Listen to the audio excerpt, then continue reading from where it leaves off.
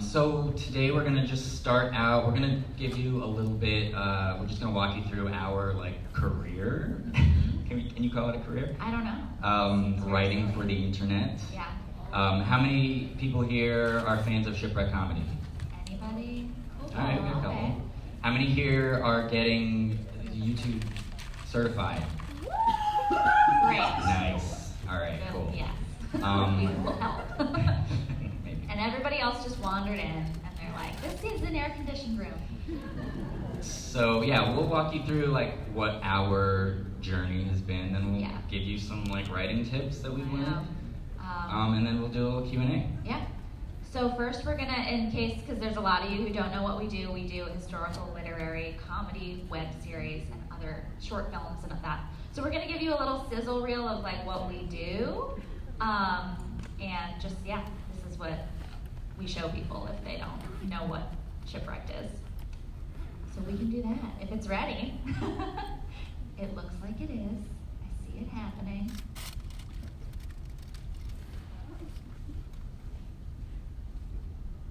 Tech wizards are everything.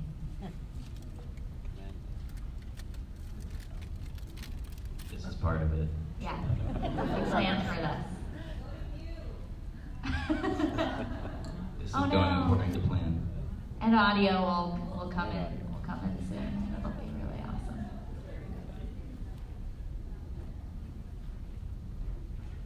This is very fun. Yeah. We don't use No, audio. exactly. Oh. It's all the time.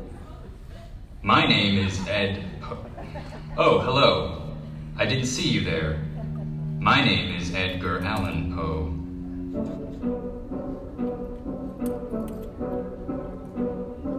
It's not you, it's that I just hate being near you and everything about you and the things that you do. Well, that makes two of us. Do you wanna, go out and grab a No thanks. some food? I didn't either. I was just testing you. Cut. Standing around silently and staring. Sounds like another Friday night at Edgar Allan Poe's house.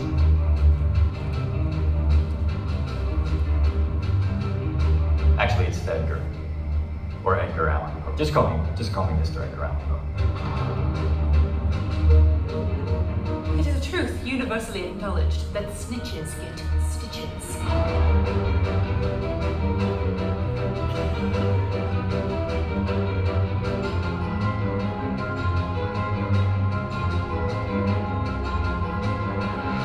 No. This was supposed to be Lenore? A good time? A good time! Hollywood, 1939. They call her the Belle of Bixby's, Miss Vivian Nightingale. Willie's in a jam so bad they ought to spread her over biscuits. A pickle so sour she'll be served on a Reuben at Cantor's. A tiramisu so spongy. All right, slow down. Wait a minute. Where were you going with that last one? I'm not sure. I'm used to being interrupted sooner. So hurry up, let's get this film in the can, so I can find myself a leading man. I need another change of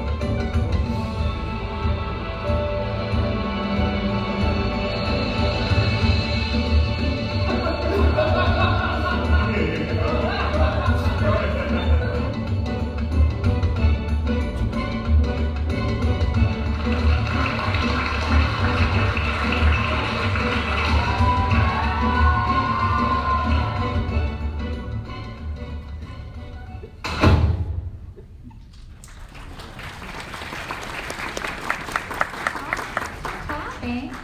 We ended that video with applause just in case you didn't Yes. applause for us. So. Those last clips were from Vidcon, like 2017? No? 15? What? I didn't know we've been around that long. Yeah, so that's what we do. Yeah, so we are both from Massachusetts. Mm-hmm. I did not go to school for writing or for film. I went for pre-med. Sinead. I did go to film school at NYU because Sean kind of paved the way for our parents to be disappointed in us. And I was able to do what I wanted, which is really nice. So, writing for the internet is like writing for anything, really. Yeah. There are a few differences though. So let's start at the beginning. Our first project with Shipwreck Comedy was called A Telltale Vlog. Do you want to talk about how it started? So when I was at NYU, I really wanted to write for SNL, and I interned there, and I was like, I'm gonna get a job here, and I'm gonna write a billion sketches, and I did not end up working at SNL, but I did write a lot of sketches, and one was called Edgar Allan Poe Buys Girl Scout Cookies, and it was 2 pages long, and I knew I wanted Sean to play Edgar Allan Poe in it. So when I moved to LA, we put together a very scrappy crew, and we were like, this takes place in one location, we can make it really, really good, and really, really simple. And that's kind of the crux of writing for the internet. And the internet is also full of people in their rooms and doing vlogs and fashion bloggers and makeup tutorials, which is all great. So we wanted a way to stand out, which meant like having pretty high production values. So yeah, A Telltale Vlog is also just Edgar Allan Poe in his room talking to the camera, but we made it, we take a lot of time with our set design and our costuming to make sure that it looks way more expensive than it is. 2 of the things that were going through our minds back then were like how do you get people to watch this stuff? Because we've both done things before where you throw it up on YouTube and it would be like 30 views. Because we didn't know how to market anything, and so we decided let's keep it as short as humanly possible. All of those videos in the Telltale Vlog are like 2 minutes. It's a lot easier to ask people to watch a 2-minute video than it is like the 5-minute or a 10-minute video, especially when they don't know what they're getting into. Another thing was, at the time, literary vlog adaptations were very popular. Lizzie Bennett fans? So we were like, oh, we could do something like that with our own twist, and in that way we like, people felt like they knew what they were getting into a little bit, but we kind of put our own little spin on it. Yeah, and so Telltale Vlog, we just kind of came up with while we were filming Edgar Allan Poe Buys Girl Scouts. So a lot of it is improv. Most of what Sean is doing is improv in that. He's just reading The Raven and kind of commenting on it. And then for Lenore, I definitely sketched out things that I was gonna say, but just tried to make it as vloggy and modern as possible, which was the style of the time, which is always changing, but it was a good starting off point for us. Yeah. After that, we wanted to do something a little different. That then came Kissing in the Rain. So that series is about 2 sets of actors who find themselves falling in love on sets of movies that they keep acting in together, where they have dramatic kissing scenes. And it's a really simple premise. And again, the videos were super short. And we did this fan engagement thing, and this is a pretty cool thing that you can do on the internet with people. We got people to engage with us. We got people to feel like they were a part of the stories that we were telling. Yeah, every episode we would put out, and then we would kind of just be like, okay, now write what you think happened after that episode. And people did. All the people who had found us watching A Telltale Vlog were really into this as well. A lot of the episodes were based on classic literary. There was Anne of Green Gables. We did an Edgar Allan Poe one. We did one that was set in the 30s, the 50s. So we had a lot of fun with costuming.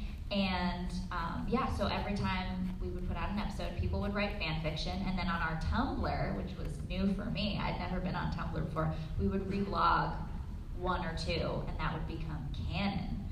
So it was like, canon means it's real in the world of the story. And another smart thing we did was cast Mary Kay Wiles, who was very famous and important from the Lizzie Bennet Diaries, and we were like, she's gonna be a huge draw, and she was also a huge draw for Sean, because he loves her. They are a couple. She loves him back. It's not weird. But yeah, we cast her alongside Sean, and that was a very successful show and got us a lot more subscribers who weren't maybe as into the macabre Edgar Allan Poe stuff. And they were like, oh, they can do other things too. And it wasn't a vlog, so already we had grown our fan base, and we had done two very different things. And we're like, cool, all right, maybe we can do this. Yeah, my takeaway from that was that, like, on the internet, you don't just give something and show it to somebody and be like, this is what I did. Mm-hmm. It's a here it is, have it. It's a two-way street, and they become part of it. And that's like a kind of like a running theme of our whole of Shipwreck. Yeah, we love. We have our fan base is fairly small, but they are very mighty, and they love to chat with us. And they love to tell us what they think, and we like to respond to them. We love to hear what they have to say, read their fan fiction, and see all their art. It's really one of the most exciting things about being a creator on the internet. So after Kissing in the Rain, so being a writer can be very sad sometimes. So after Kissing in the Rain, we kind of took a break for a year, and we were like, I don't know about you, but me personally, I was trying to get a job on the other side of the industry in like development. I was an NBC page, and I was like, I'm gonna be an office assistant, I'm gonna work as a PA, and I really hated it. And I was spending all my extra time writing sketches, writing pilots, writing spec scripts for existing TV shows, trying to get a job as a writer, and nothing was working out, and I was very sad. But in a Telltale vlog, there's an offhanded comment Lenore makes about this like crazy dinner party hosted by Edgar Allan Poe with many literary figures. And so Sean and I kind of came together and were like, what if we wrote an entire series about that dinner party? Yeah, and another reason that we did that was after two smaller projects, we wanted to do something really big. We wanted to do like a long form web series. But we were still nervous about people tuning in and audience drop off, and how do you get people to watch episode 2 and 4 and 7? So we thought, like, well, we'll just make it a mystery. Yeah, we will murder people, and they have to watch it. People have to watch. Otherwise, you'll get arrested, right? Yeah, we arrested. You witness a murder and then don't watch the rest of the web series. Yeah, that's a felony. Yeah. So we were like, we'll end every episode with a cliffhanger. Very cheap on our parts to get people to keep watching. But it worked. Yeah. So the way we wrote Edgar Allan Poe's Murder Mystery Dinner Party, which is like our biggest series, and we started writing it, and it was really exciting and fun. And for me, I was like, it's been so long. We haven't done a video in months at this point. Who's gonna watch this? I'm sad. This is too big. We're never gonna be able to make this. We were like 18 characters. So we took a break, like a 6-month break, and we thought about it, and we were like, we should really get together and like write this. But we didn't. Until one day, we did. Well, when we started, we started outlining this project, and we outlined the beginning and we outlined the end, and then we were like, we'll figure out the middle as we go. And that's not what happened at all. And that's not what most people should do when writing. This project really taught us the importance of outlining. It's hard, it's awful, it's a terrible process. If you want to write, don't do it, it's terrible. But we eventually came back because we were put under a deadline by Mary Kay Wiles. Yeah. We scheduled a table read, and we invited people to my home, and we were like, if we don't have a script for them to read when they come to my house, how embarrassing. Yeah.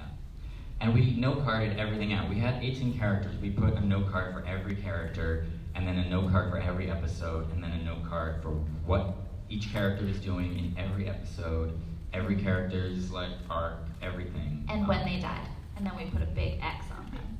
And that really helped us. Like, then we were able to write, episodes 4 through 8. Yeah. So if you don't know, because I feel like a lot of people might not have gotten that from the video, Edgar Allan Poe's Murder Mystery Dinner Party is about Edgar Allan Poe hosting a dinner party for famous authors throughout history. It doesn't make any linear sense, but it doesn't matter.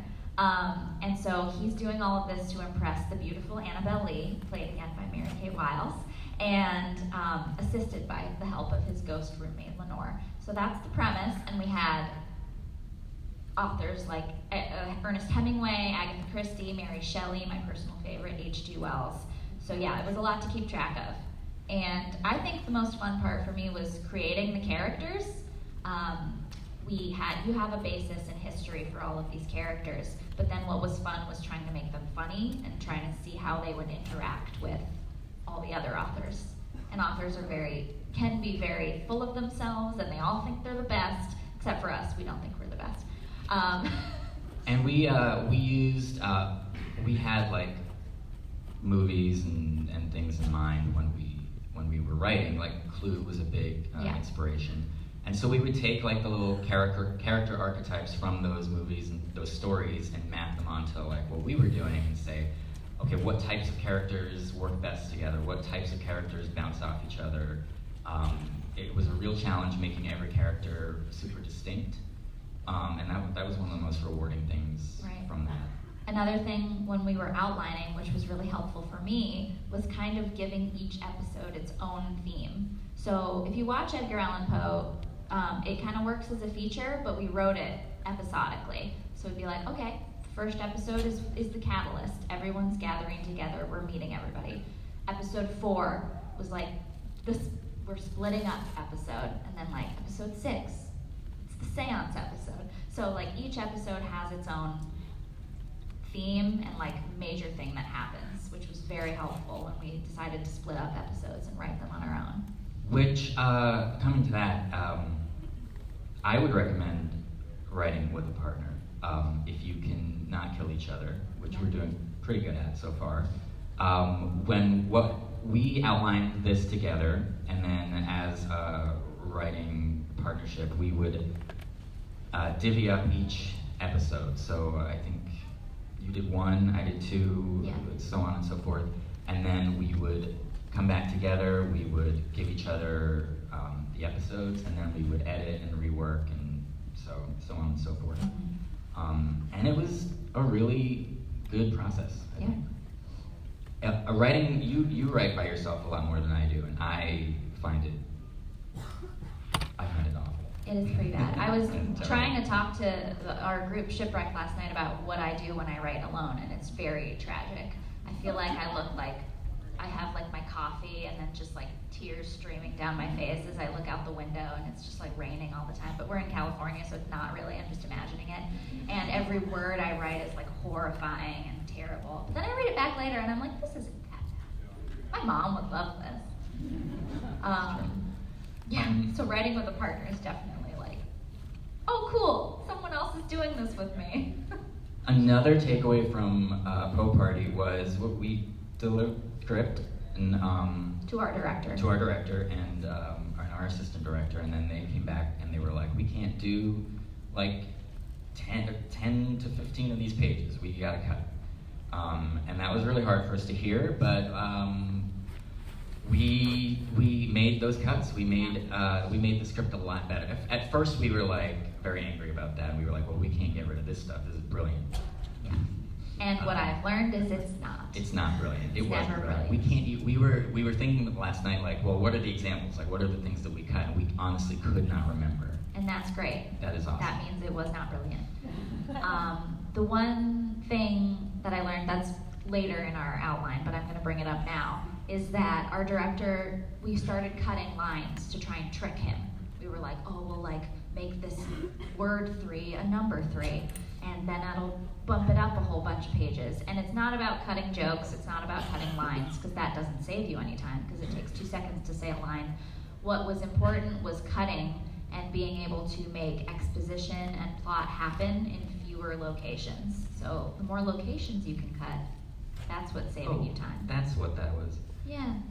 Okay, so we were watching Roger Rabbit the other day. We were reading an early draft of the script, and there's a part where Eddie, I don't know if you've seen it, whatever, if Eddie Valiant like explains his whole backstory, and then in the movie, it's actually done in this just one tracking shot, and it was just such a much more short and like efficient way of getting that stuff out. That was an example.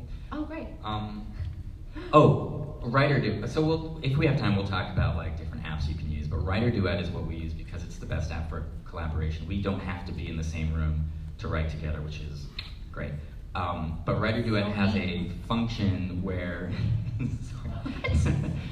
Writer Duet has a function where it'll be like, do you want to shorten your script? And you say yes, and it'll just make a bunch of contractions and just cheat your way to like an extra page.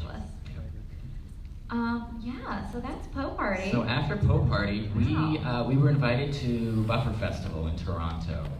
Yeah. Yay. Buffer Festival is amazing. It's the best time of the year.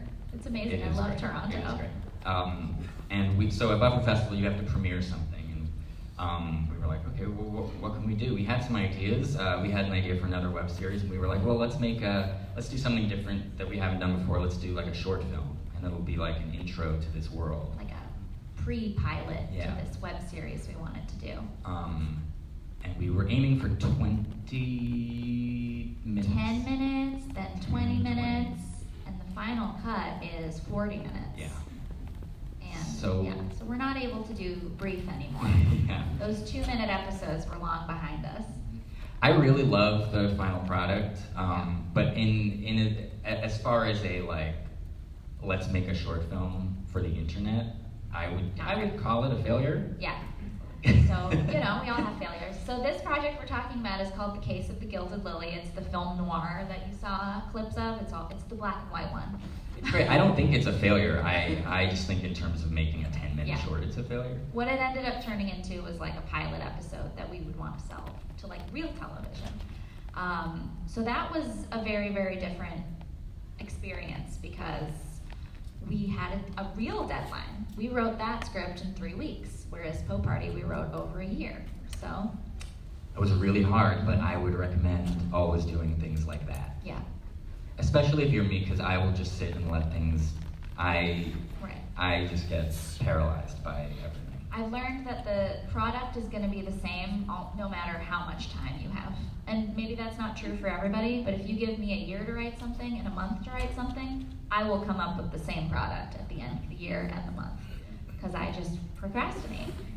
We had a subplot in Gilded Lily involving Buster Keaton and Louis B. Mayer, and like a rivalry they had, and he was going to plant a bomb at like a thing. But when our director Joe he once again came to us and he was like, we cannot film this. You're crazy. We have to cut stuff. We started cutting lines and like words, and then eventually we were like, okay, no, we have to cut an entire chunk of this. Yeah. We have to, and it didn't really serve the purpose of the story, which I'm glad that we cut that. Yeah. And then when we went to screen this 40-minute short at Buffer Festival, a festival for YouTube videos, everyone was very mad at us. They were like, it's all like everything in our block was like 3 to 10 minutes, and then ours was 40 minutes. But then after people watched it, they were like, that was really good. And I was like, yay, phew, okay. You just have to see it, you guys. You can't just like judge us for making really, really long videos that we force you to sit through. So that was it was a very different experience. So I feel like we've done other little shorts here and there. We made like a 1920s rom-com trailer last year that was super fun. We've made some musical things. We've made some sketches, but those were like our 2 really big projects that we wanted to talk about in terms of writing, because they were all really different. Yeah. And now we're still doing that stuff. We're writing other things. We've written a few pilots. So we'll start talking about that stuff too. Yeah. because as much as we loved YouTube as a way to get our stuff out there, but we also want to make this panel is called. So I wrote the outline for this panel, and it was called like Writing for the Digital Space, and other stuff. And I didn't think that was going to be the title of this panel. I just wrote that in like the subject line of the email, and then like it was on the Vidcon website, and I was like, oh, that's so embarrassing. Like that's not what I wanted it to be called. All right. Well, so should we get to the other stuff? There's other stuff, Yeah. and the other stuff is like TV and film, which is what I went to college for and what I want to do, and I want to make shows for everyone, because as much as I love YouTube, for us it is a very niche space, and we've been able to find this like niche corner of the internet that loves history and literature and nerd stuff. But we do think there's like an audience out there especially now in the end of the golden age of TV. There's a lot of stuff out there that we feel like is right up our alley. Yeah, and the instant gratification you get from the internet from putting your stuff out there is amazing, and being able to interact with fans, people who see your stuff and react to it positively, hopefully. As we move forward, I feel like we'll be very lucky if we get to do bigger things, but I will definitely miss that. All right. So I guess now that we've talked about ourselves, we just have some writing tips for you. I'm just checking the time, so I want to make sure we have time for questions. So yeah, we'll talk about some fun writery things. Like if I were doing a intro to writing class, here's what I would talk about. And the first thing we have is writing playlists, which might not be the first thing I talk about, but it's the most fun thing to talk about. That's it. You get the gist. For every project we have our playlist on Spotify that sometimes we release to. Have we released them to people before? Yeah, we do that. We have a Patreon now, and every month we release some fun digital stuff that we do. And sometimes it's our playlist, sometimes it's our Pinterest boards. And the playlists are really helpful. We just play them to get in the vibe. Like Edgar Allan Poe was a lot of jazzy stuff that Poe probably wouldn't actually listen to. He would probably listen to nothing. Just the sound of his raven and the clacking of his quill upon the paper. And then for the noir, we listen to a lot of swing, also jazz, 1940s jazz. Yeah, playlists are really fun. They help you write. I don't know if anybody else writes to music, but I find it very helpful. And then you know more about the writing apps. Yeah, real quick, because when I started, this was very overwhelming for me personally. There's so many apps and programs for screenwriting. The big one, I feel like, is Final Draft, but it's very expensive, and it's not. No. Anybody here work for Final Draft? Sorry. It's not great. No. It's not But great. I, in college, was a poor, even though, NYU, I'll be paying off my loans forever. I was very poor, and I used Celtx, which is CELTX, and it's free, and it's fine. It's just fine. And I still use it today because I just got so used to it, and when I open it on my computer, it gives me a little bug in the middle of my screen that's just a big white block, and I have to write around it. And I'm just, sometimes it's cozy, You're just like, that's the block. That means I'm getting stuff done. Don't use Celtx on Sinead's laptop if you use it. Yeah, don't use my laptop, because it's mine. Who stole my laptop? I need it. We use Writer Duet, and it's pretty buggy. I mean, Does anyone else have a good program? 'Cause Writer Duet, if you're writing with a person, Crashing. it's great. And also they do these really cool reports. You can run a Bechdel test report on your script. We just which is did cool. that for one of our scripts, and it passed in flying colors. Yeah, I was so pretty proud of cool. us. There were 12% of lines were spoken by men, and I was like, this is what's up. This is the future. 12%. I'm sorry, that was bad. That was mean. So what I do, and this drives Sinead crazy, is I write everything in Google Docs. I hate it. I just no format, just completely stream of conscious, and then when I rewrite into an app, and that helps me work through a lot of. I write by through a lot of hand a issues lot. that So way. I guess your Google Doc is my writing Yeah. by hand. I write a lot of dialogue by hand, and then I'll I'll put it in, because it's like you're already on your second draft. Yeah, and if I ever find myself at a computer that I don't have my stuff saved on, I can just access the Google Doc and it's all saving, and that's nice. One time we were writing, we write a lot of packets for late night because our manager just sends us the stuff. It's like a total like lottery basically, and we write jokes for them, and one day maybe we'll get hired on late night, I don't know. But one time we were just spitballing on Google Docs, and it just became this insane, like we were just writing jokes back and forth that were absolutely bananas. And we had like weird names and weird, I don't know. Now we kind of just pull jokes from this giant, like 20, how long is it? It's a really long doc, and we were just going insane. We were highly caffeinated. And so now we have this doc full of jokes that we can just like go and be like, oh yeah, let's pull that joke. And like, That actually is a good transition into talking about writer's block. yeah. Because you apparently don't get it, which is Well, cool. Great. yeah. Congrats.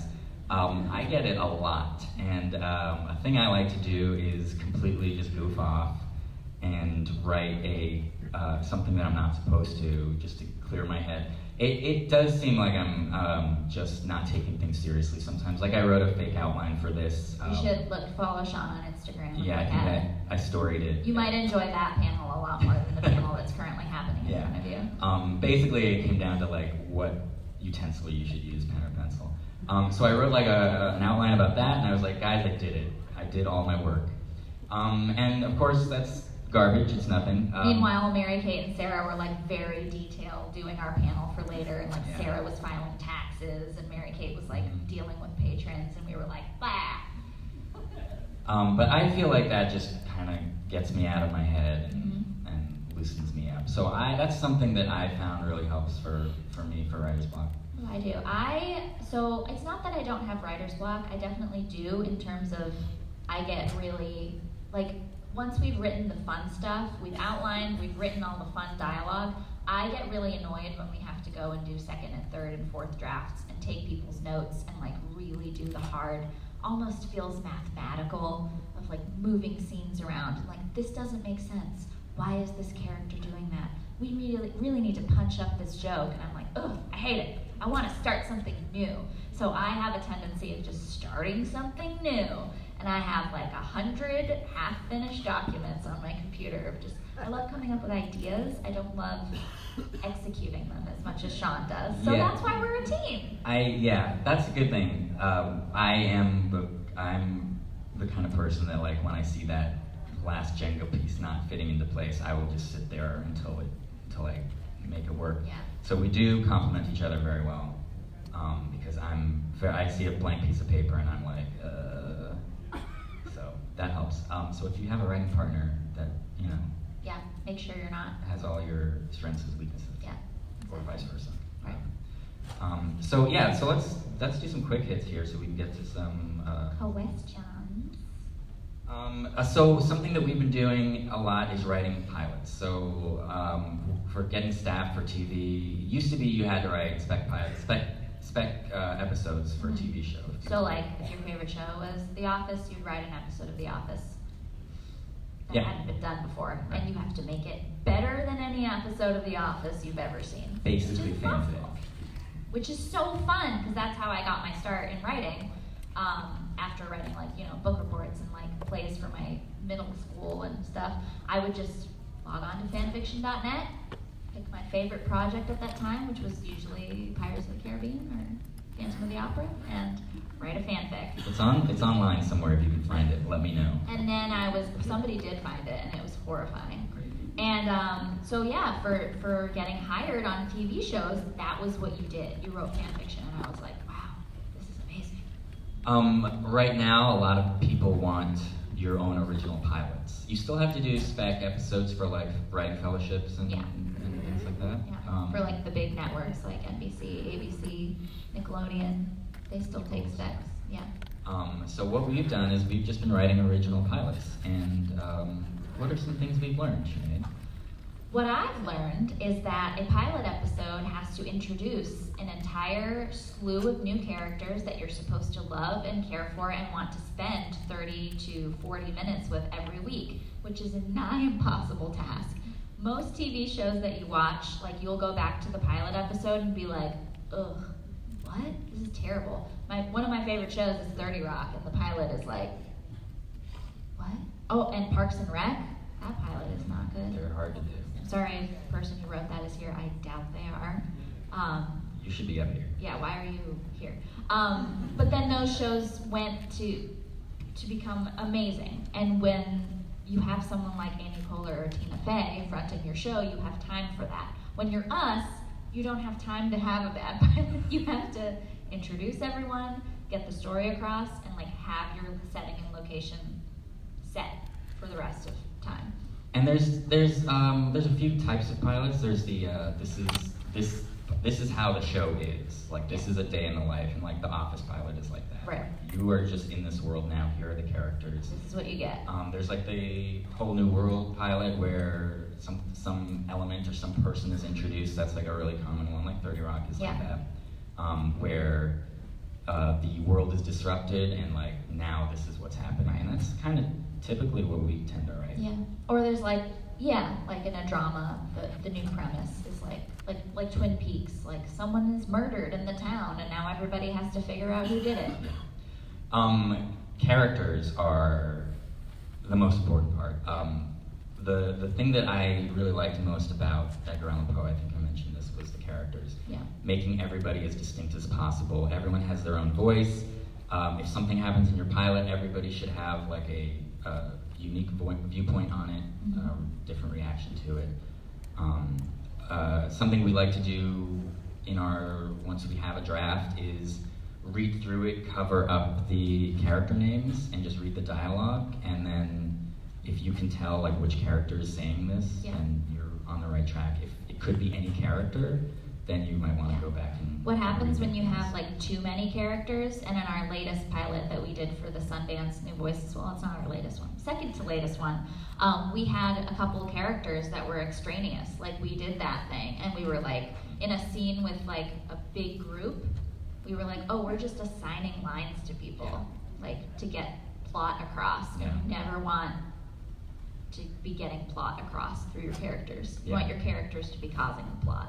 So we got rid of 2 characters. Yeah. 2 like series regular I characters. do not miss them. In fact, I hate them. I hated them. We killed them. Yeah. We love to murder.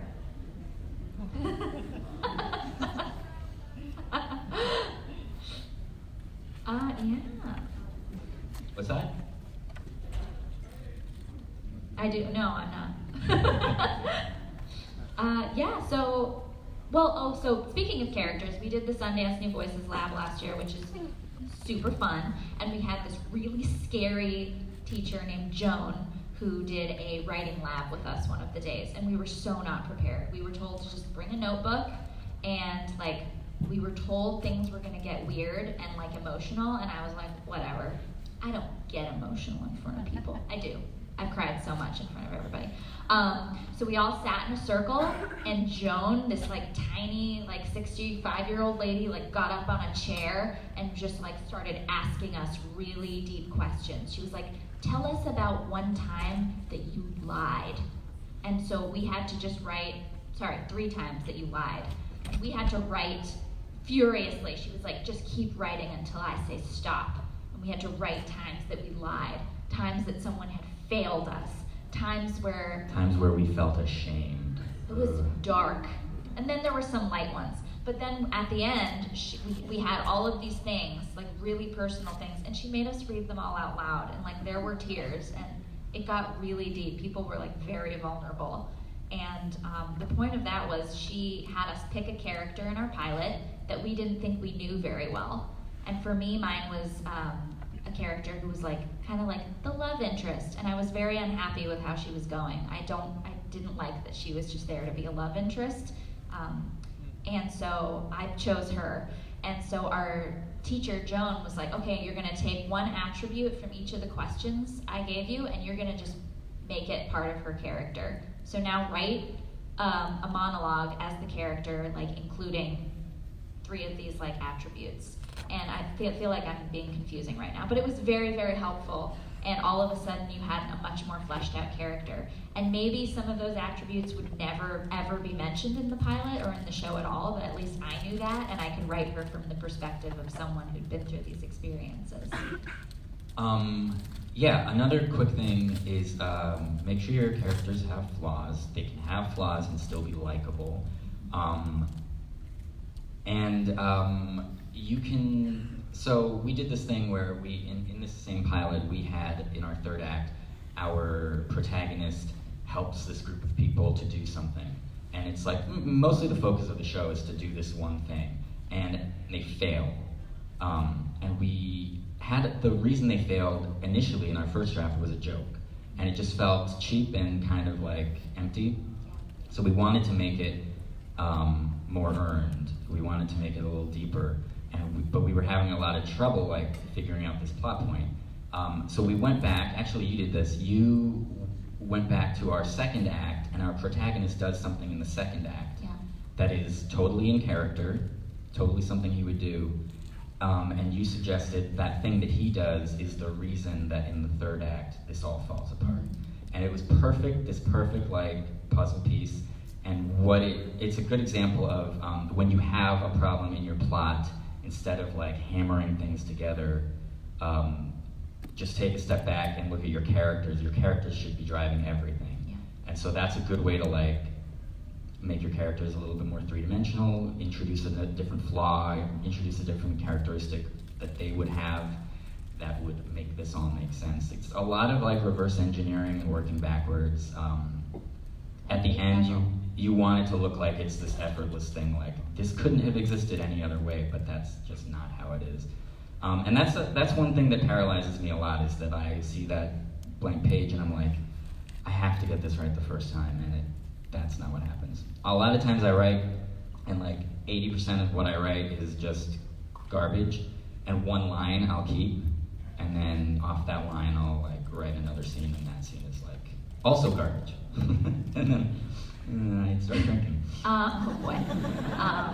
So we're gonna open it up to questions in just a minute, but we wanted to just end on, I feel like we can combine these two things.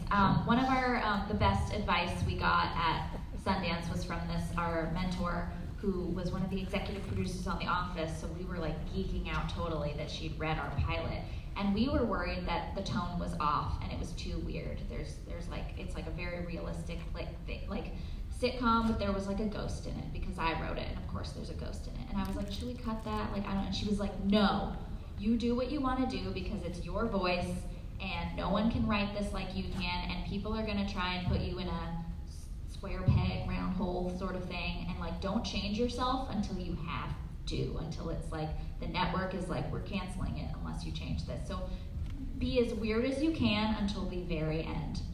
And especially on the internet, because you can be as weird as you want. There is an audience for whatever you want to do. It's there. Everything is so niche and like broken up into small segments. That I think that's the best advice we've ever gotten. So you're welcome. Questions. Oh my gosh. Yeah, how do we do this? How do we do this? Mary Kate, do you want to do it? Oh, we don't have a microphone. Yes. Front. Yep.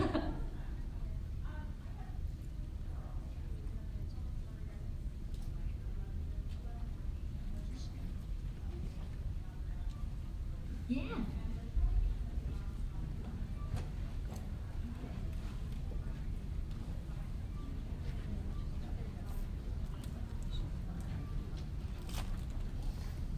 That's awesome. So, yeah, we'll repeat the question. How old are they? We have 11 and 14-year-old girls who are making stuff with animals, with stuffed animals, and how do we get that stuff on YouTube, and how do we... Okay. Sorry. I like that. I would be like, I would watch that. That's how we started. That's exactly what we did We when made we were movies younger. with Beanie Babies, stop motion movies, so... Yeah. Yeah, what do you think? When I was 11 and 14, my parents got me like a JVC camera, and I just went in the backyard and I started making videos about, well, don't do this. I started making videos about my teachers, and I would do impressions of them, and I would show them to all the kids at school, and I got like underground popular that way, because I was like, oh man, she does a really good impression of like Miss Miles, and I was like kind of mean, but and they work together. That's awesome. I would just do the exact thing that like the Lonely Island guys or we did when we were younger. We would just write really short sketches based on like our world and write them out. They would both work on them together and just film whatever they can. I mean, yeah, you just have to make them at a certain point. You just gotta be like, okay, I'm gonna invest in this camera and I'm just gonna do it. And if they're funny or if they're dramatic and weird, then they will find an audience. Especially at that age, just like let them do whatever they want and just put it online and they will figure it out. Like, don't put like rules on them, I guess. Yeah.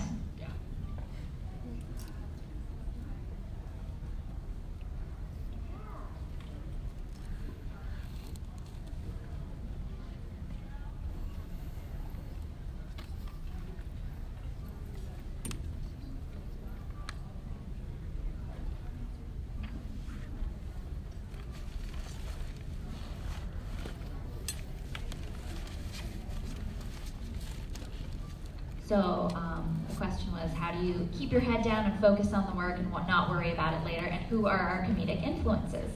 Well, it's really hard to not worry about stuff that happens later, and I'm not always successful. I think having a writing partner and having a team in place where they won't let you sort of spiral, or they won't let you spiral as much as you would. That definitely helps. And then just honestly, I do sometimes I worry, and then I realize that it's not helpful, and it's preventing me from doing something. It goes back to like what we were talking about like being yourself. Like you can't don't write to a specific audience unless you're on Conan's show and you know the audience. But when you're trying to develop your own voice, just be like, what do I think is funny and interesting? Because that will be funny and interesting to others. And one of the first comedians I listened to was Mitch Hedberg because Sean introduced me to him. Patton Oswalt. Maria Bamford is my favorite. Oh my God, she's amazing. Steve Martin. Yeah. Yeah, and also, of course, Tina Fey and Amy Poehler and the whole SNL lady crew. Yeah.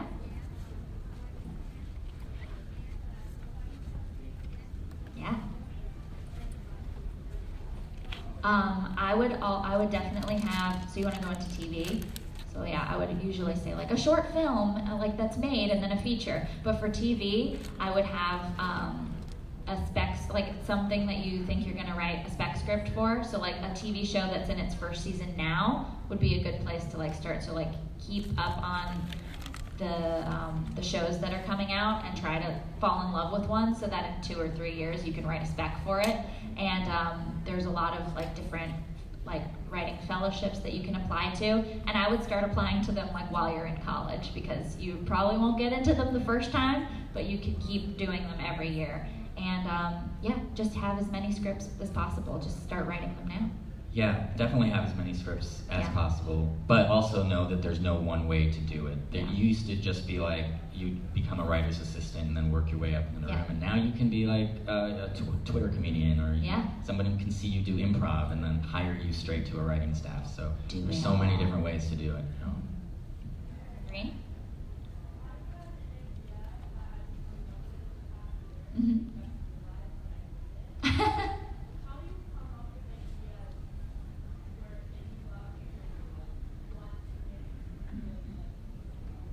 That's a great question.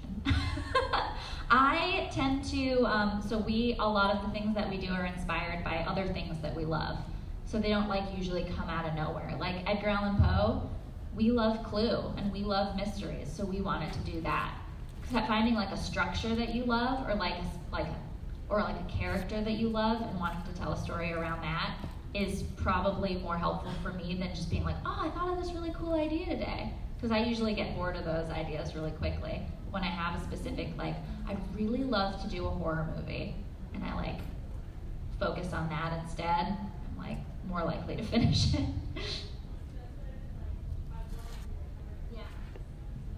Mm-hmm. Yeah.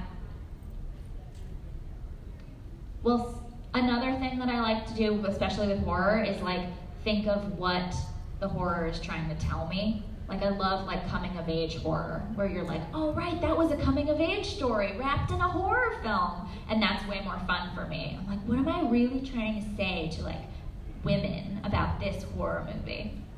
That's what I try to do.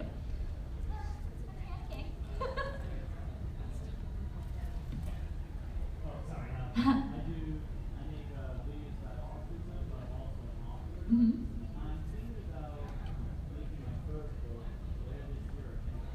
Awesome.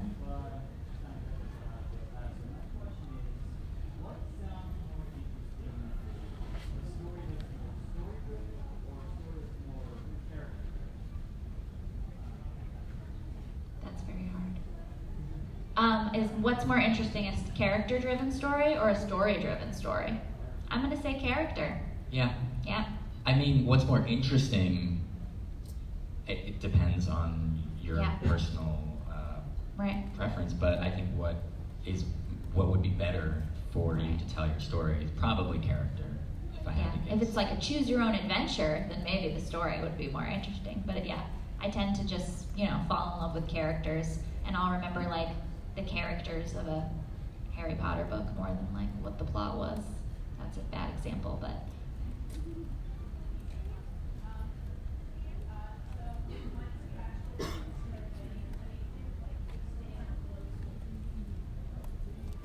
oh, yeah.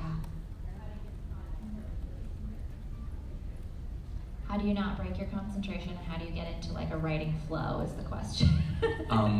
We will write together, Mhm. and a lot of times when we do that, we're just writing separately. Yeah. So we're just sitting across from each other, and it's helpful for me because it creates accountability. Yeah. Oh, did we talk about that? Oh yeah, we talked about like creating deadlines for yourself. But yeah, having somebody to be accountable to, and just sitting down and knowing like for these 3 hours, and also like knowing that even if for 3 hours you write something and you only wrote a page, and Yeah. just not beating yourself up over it, because like that it does happen, and it's Yeah. hard to just sit down and write, and you'll get there. Like once guys- once you put yourself on like a schedule and like just keep doing it, it's gonna happen. You guys should read On Writing by Stephen King, because he addresses a lot of this and like making a schedule for yourself, and it's an amazing book for anyone who wants to be a writer.